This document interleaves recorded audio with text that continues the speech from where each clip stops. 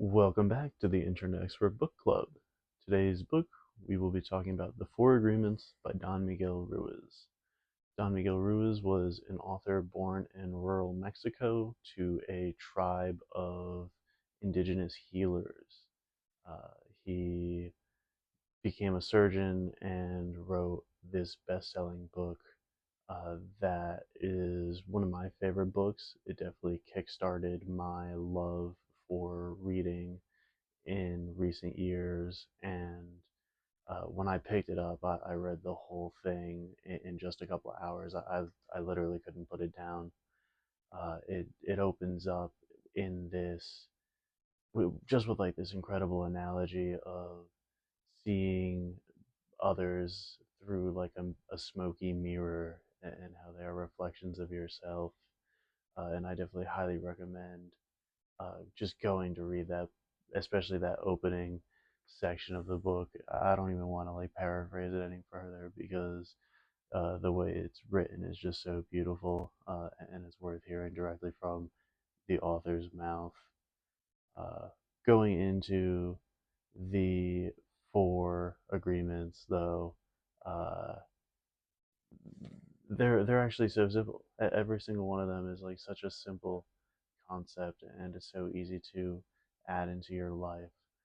Uh, right? Essentially, we make silent agreements with ourselves all the time, and it those are often very hard to break those agreements that you make with yourself, even the negative ones. So rather than try to deconstruct those habits and agreements, we can just add these four instead. And by adding these four, we will be able to stop being so harsh on not only others but ourselves and be able to move throughout the world in a more fluid manner. The first agreement is be impeccable with your word. Super simple. Just be honest, be truthful, uh, be integral, right? Just have courtesy and chivalry and treat others as though you were someone in charge of the community, right? A leader within yourself, and the ability to lead others as well. Not lying is important. Character is important. If you are telling small lies to yourself and others, eventually that adds up, and that energy eventually becomes who you are. The second rule, or the second agreement, because they're not actually rules, they're not supposed to be rules. A rule implies, some sort of authority, power structure that you're supposed to follow, but this is supposed to be a very compassionate thing, right? It's something that you are saying, okay, this is going to change for the better. Um, so the second rule is, or sorry, so the second agreement is don't take anything personally, which is huge, and it's so easy to do that. I mean, everybody takes everything personally, it seems, these days. Like, you could just say, I don't know, just random stuff. I feel like there's always like this example where it's like, just because I said, that I like bread doesn't mean I don't dislike pasta or whatever. It's just like you're misconstruing my words, right? To oversimplify it. It's just something like that. It's like, why are you, getting offended for other people when, they're laughing? Or why are you getting offended because somebody's trying to hurt you, right? If you are accepting their negativity, then then you're feeding them. You're allowing them to have control over you. I believe it was the Buddha who, there's this analogy of a man who came up and was berating him, and the Buddha just continued to ignore him. And eventually, that man was like, "How could you just sit there and like, be like that?" And was just so irate. And he was like, "Well, anger is like a gift, right? Just like joy is. Like if you are coming at me with love, I'm the person who either has to accept or deny that gift that you are trying to give me, whether it's a good or a bad gift. And if I deny your gift, your negative gift, then you have to be the one who has to keep it and hold it. And then you have to be the one who sits with the negativity instead of me. I don't have to accept your gift personally. Like, I don't want it. So I'm not gonna take it, right? Don't take it personally. Like, yeah, also, like, people are never gonna understand your perspective, no matter how close you are with them. So like, it shouldn't matter to anyone except for you what and what your business is. So don't even worry about it. It's not even worth stressing. Just stay positive and keep doing you, and eventually the payoff will happen.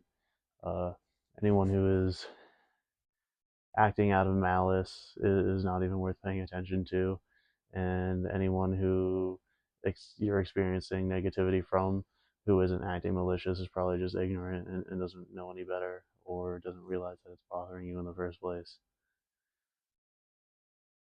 So again, quite simple when you break it down and just think about it and just adding it to your life. It's not really a hard thing to do, just to say, you know what, maybe I can, separate myself from what these people are saying a little bit more, and that way I can have a little more peace of mind and not even, you know, allow people who are negative to bring you down further. Or yourself. Don't even like talk negatively about yourself, right? You're taking your own negativity personally, which is arguably worse when you are all alone and anxious and afraid and in your bedroom and right isolated and don't have friends or family or anyone to talk to, and you're talking negatively about yourself. It's how you end up in a depression hole, and right, that's when things get really bad for a lot of people. The third agreement: don't make assumptions. Kind of going off of some of the stuff I said with don't take things personally, right? It's like you can't assume everybody's out being malicious and negative towards you. A lot of it is probably just ignorant. You got to take things for what they are. You can't just assume that just because somebody said one thing that they really mean something else and start overthinking that all these things are leading to some sort of grand scheme against you, right? Like it's like so easy to fall into that paranoia, right? It like really creeps up on you, and the longer that you spend thinking anxious and paranoid thoughts, the more likely you're going to be like, oh my god, more and more people are out to get me. When really, it's just a reflection of yourself, right? Just the way that the book was saying at the beginning, and that is a smoky mirror. So everybody like you that you're seeing really is just a copy of you, and what you are perceiving from other people is a reflection of your own inner thoughts and feelings at the time, right? Like you have to work very hard to separate your perspective of what you think other people think of you and what they actually think of you is. uh, I hope that made sense. Rule 4, or agreement 4: uh, always do your best. Probably the easiest one, probably the one we hear the most, and probably the hardest one to master. You gotta just stay, on top of your game, and that can be very hard to do. Even the days that aren't 100%, you gotta still show up and you gotta try. And I don't think anyone expects you to be 100% every single day, and that's a good thing. And you don't give up on yourself. You shouldn't give up on yourself. Those days where you give up on yourself completely are when you start building really bad habits and you start breaking down the systems that you have in place that have been keeping you, well, in an ideal situation, thriving, but in a bad situation, surviving. You'd be shocked at how fast those systems can break down as well if you start letting them. Uh, don't mismanage yourself. Don't let things slip through the cracks. Uh, and again, it's okay to fail. If things happen on certain days where you're not able to do it, it's okay. Just don't give up completely. Don't binge in response to like a small, slight deviation from your plan. Uh, heavy volatile overreactions are something that we try to avoid, especially when we're trying to reach a more peaceful and fluid state with ourselves and with others. Uh, you fall to your level of training. You don't rise to the occasion. Once you're in an anxious state, you're not going to be able to get yourself out of it immediately, right? Like it takes it takes as much time for a sailor to get back on course as it does for the wind to blow him off. So if you are trying to navigate your life and there are things that are blowing you off course, it's going to take a long time to get yourself back to where you want to be, you know? So keep trying, keep pushing. It's one day at a time, and understand that there are people out there who have been blown off course for years and just need that extra time and that extra care to get back on track. And hopefully that they are willing to take care of themselves as much as you are willing to lend them a hand, because ultimately it comes down to oneself to be able to do it. It's impossible to rely on others when you don't want to be helped. You will only pull them down, unfortunately. I wish it was the other way around.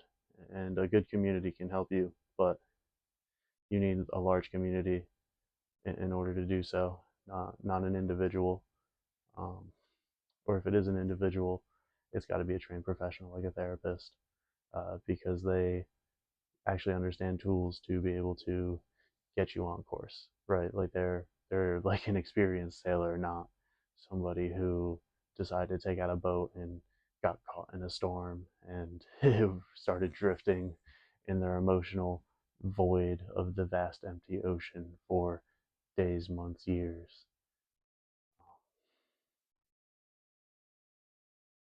So yeah, I mean that really is it. At least that's like my free flow consciousness takeaway of the four agreements.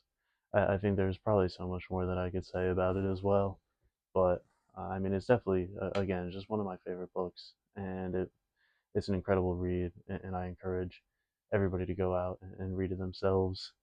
You will just have a whole new perspective on the way that you interact with others.